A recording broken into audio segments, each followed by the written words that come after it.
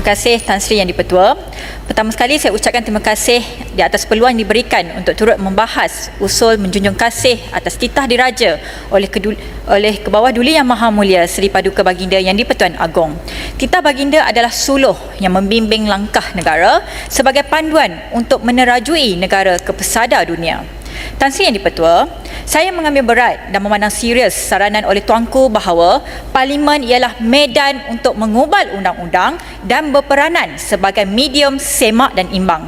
Ia bukan medan caci maki, fitnah dan adu domba yang cuba mengundang kekacauan dan sentimen politik sempit yang tak berkesudahan.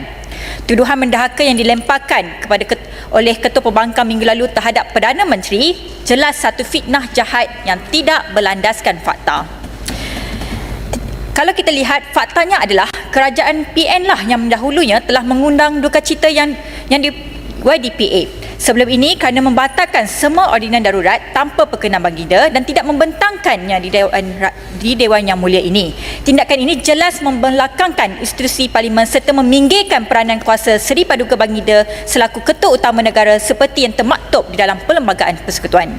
Tan Sri Yang di-Pertua, dunia tidak menghakimi negara ini berdasarkan politik fitnah dan perkauman yang sempit, akan tetapi menilai berdasarkan dasar kerajaan yang kukuh dan stabil. Dalam dunia yang masih dibayangi oleh kesan pandemik dan ketidaktentuan geopolitik, Malaysia berjaya mengekalkan momentum ekonomi. Tahun lalu, kadar pertumbuhan KDNK mencapai 5.9%, lebih tinggi daripada jangkaan Bank Dunia.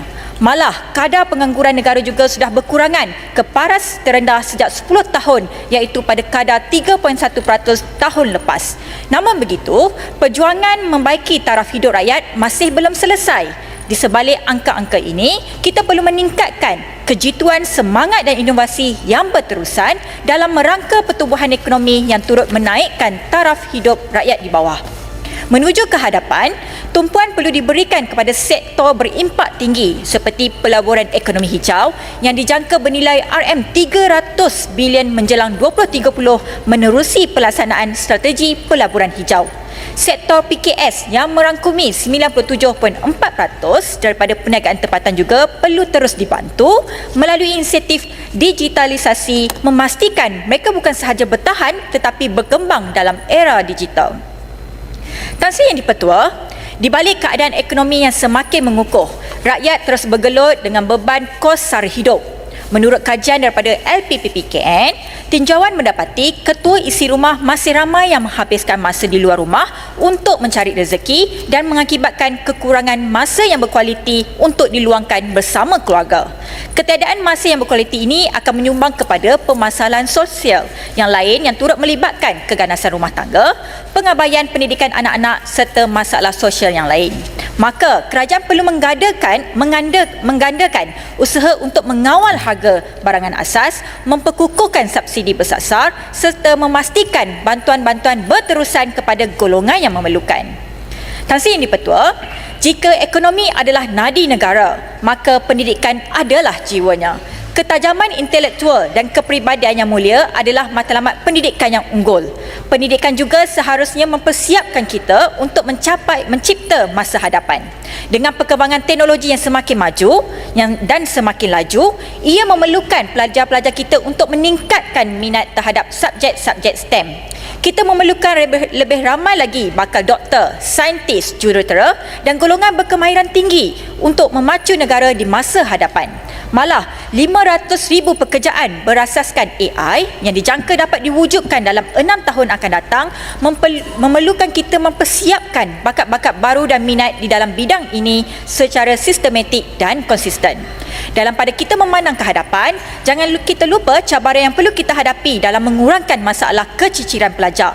Keciciran pelajar ini yang disebabkan oleh pelbagai faktor seperti kekurangan akses digital, pengangkutan, kekurangan guru dan kekurangan sokongan pendidikan oleh ibu bapa di rumah. Saya memuji komitmen Kementerian Pendidikan untuk melawat sendiri 143 pejabat pendidikan daerah di seluruh negara untuk mengambil maklum tentang permasalahan sekolah-sekolah di bawah keperluan mereka. Tan Sri Yang di-Pertua, rakyat yang sihat adalah aset negara yang tiada nilainya. Namun begitu, masih ramai yang tidak mengambil berat terhadap kesihatan mereka. Menurut Persekutuan Diabetes Antarabangsa, Malaysia mempunyai jumlah penyakit pesakit kencing manis atau diabetes yang kelima tertinggi di dunia.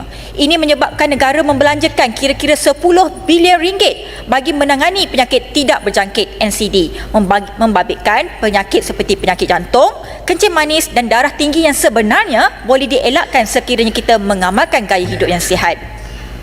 Ini turut memberi tekanan yang berlebihan terhadap sistem penjagaan kesihatan awam kita yang akan membebankan para petugas kesihatan yang terpaksa bekerja lebih masa untuk merawat pesakit. Sudah tentu ini memerlukan pendekatan whole of nation dengan izin untuk memastikan kelestarian kesihatan awam kita. Peningkatan kos perubatan yang semakin meningkat yang menyumbang kepada peningkatan premium insurans juga sangat membimbangkan.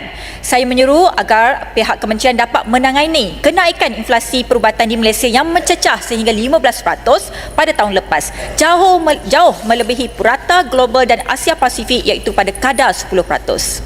Tan Sri Speaker, sepenuh tahun melawat Malaysia 2026 yang menyasarkan 35.6 juta pelancong dengan jangkaan nilai sebanyak RM147.1 bilion, kita perlu memastikan infrastruktur serta kemudahan asas kita mencukupi untuk menampung kehadiran pelancong. Kita mestilah memberikan pengenalan dan pengalaman yang terbaik kepada dunia tentang keunikan budaya serta kepelbagaian yang menjadi tunjang utama negara. Oleh itu, Bentong yang berada dekat dengan pusat bandar, ditambah pula apabila siapnya ECRL kelak, berpotensi menjadi pusat pelancongan utama yang menyumbang kepada kehadiran pelancong. Selain Bukit Tinggi dan Genting Highlands yang terkenal, Kampung Janda Baik juga berpotensi menawarkan pelancongan yang bertaraf dunia sekiranya kemudahan asas seperti lampu jalan serta kemudahan bekalan air yang tidak terganggu dapat diselesaikan. Tan Sri Speaker, tahun ini Malaysia memegang tanggungjawab yang besar sebagai pengurusi ASEAN. Dalam dekad yang penuh cabaran ini, rantau kita perlu menjadi pemangkin kepada kerjasama serantau, terutamanya dalam ekonomi hijau, digitalisasi dan keselamatan perairan kita. Malaysia boleh turut memimpin usaha peralihan kepada tenaga yang diperbaharui sejajar dengan hasrat kita mencapai neutral carbon menjelang 2050.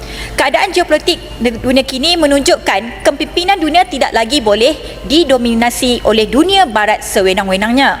Imbangan kuasa yang ditawarkan oleh apa yang kita panggil sebagai Global South dengan izin sudah tentu memberikan peluang yang besar untuk dikemudi negara melalui peranan ASEAN.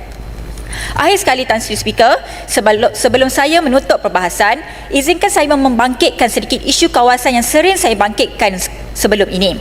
Jalan lama Kuala Lumpur KL Karak memerlukan perhatian berterusan pihak kementerian kerana ia merupakan jalan alternatif yang sangat penting, khususnya di musim perayaan dan cuti panjang. Keadaan jalan yang berlubang, gelap dan ada curam dan sebagainya membahayakan dan sering terputus jika berlakunya hujan lebat dan hakisan tanah. Sementara menunggu projek pelebaran Lebuh Raya Karak yang dijangka siap pada 2029, jalan alternatif ini juga harus diselenggara berterusan bagi manfaat pengguna jalan raya dan keselamatan mereka. Saya juga ingin tegaskan kepentingan untuk menyambung fasa 6 projek CSR Bentong Simpang Pelangai. Acap kali saya membangkitkan isu ini kerana ia amat penting untuk penduduk Pelangai dan penduduk Bentong. Saya difahamkan peruntukan bagi pelaksananya tidak termasuk dalam rancangan Malaysia ke-12, namun ia termasuk dalam Pelan Pembangunan Rangkaian Jalan Raya 2030. Saya berharap agar ia boleh teruskan dalam rancangan Malaysia ke-13 kerana jalan ini amat penting bagi kami warga Bentong. Ini kerana selain meningkatkan pertumbuhan ekonomi, pembinaan lebuh raya itu dapat membantu memudahkan akses penduduk yang sehingga kini terpaksa bergantung kepada jalan lama yang gelap, bersimpang siur serta seringkali terputus di kala hujan lebat dan sebagainya.